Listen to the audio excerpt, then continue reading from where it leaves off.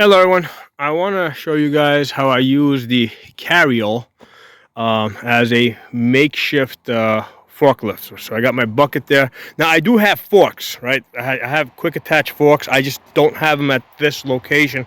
And it's a lot easier to just throw the carryall in the back of my pickup truck and bring it here. If so that's what I ended up doing, and it's been working so well that I just never bothered to bring my forks here. I've just been using this for the purpose of picking up lumber. And it's, you can see how the forks stick out. Now I bought this carryall at Tractor Supply. When I got it, I think it was about 150 at the time. Now it's a lot more expensive, but back then it was like $150. So I got it from Tractor Supply. It's the Country line. I basically hardly ever used it. And this is meant to go on the back of the tractor. All right. So, but here's the thing. It's a lot more useful on the front because I can lift up a lot higher. I can, get into better positions. And plus, it's nice to keep the counterweight on the back. I got 1,000 pounds of counterweight on the back. And then this way I just keep the carryall with the lumber in the front, and it's easy on, easy off. It's only attached at one point. All I did was basically just run a chain through here. This serves no purpose. This is the only purpose of wrapping it around here is just to keep it out of my way, so there's like almost no tension here. So it's just a matter of putting a pin through here and bringing it down to this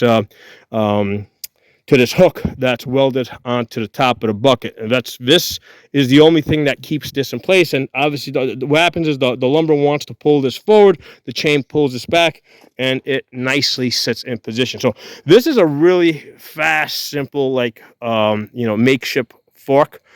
And I do have, standard pallet forks, that go onto this, and that's great. But, I just wanted something really quick, fast. The other thing is with the forks, like sometimes if you're digging into into a pile of lumber and you don't want to mess up your forks. With this, I mean, this is just an L bar over here, and it was cheap enough that I really don't care if it does get beat up, whereas with the forks, they're a lot more expensive. I want to be a lot more careful with my forks. Basically, the forks, I want to use them, with a pallet.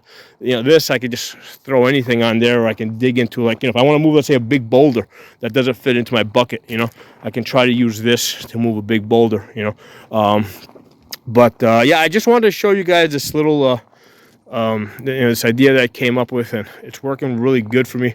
I've been using up this lumber. And like I said, I got that in the front, and then I got 1,000 pounds of counterweight in the back.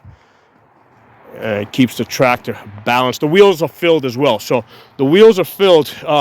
The fluid that's inside of the wheels, because these wheels with the fluid inside each in total weigh about 1,000 pounds.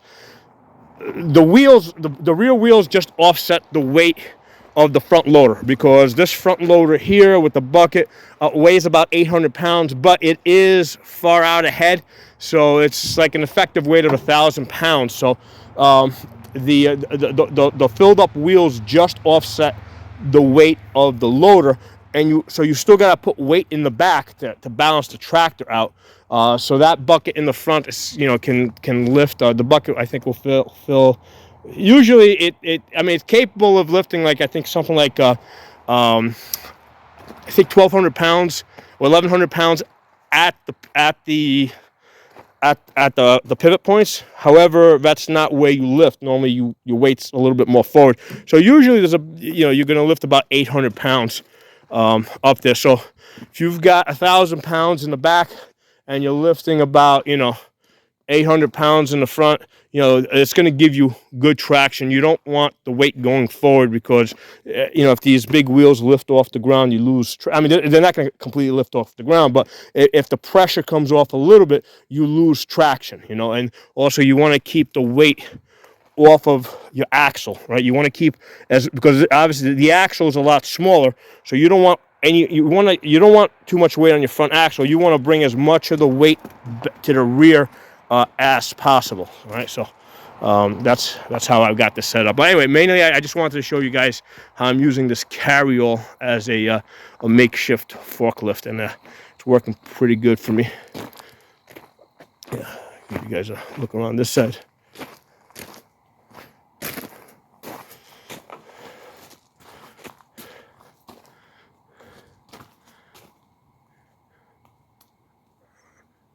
All right. So yeah, hit that subscribe button because occasionally I put up tractor videos. You know, and every time I put one up, you'll get some cool ideas on how to use your tractor. Talk to you again all soon.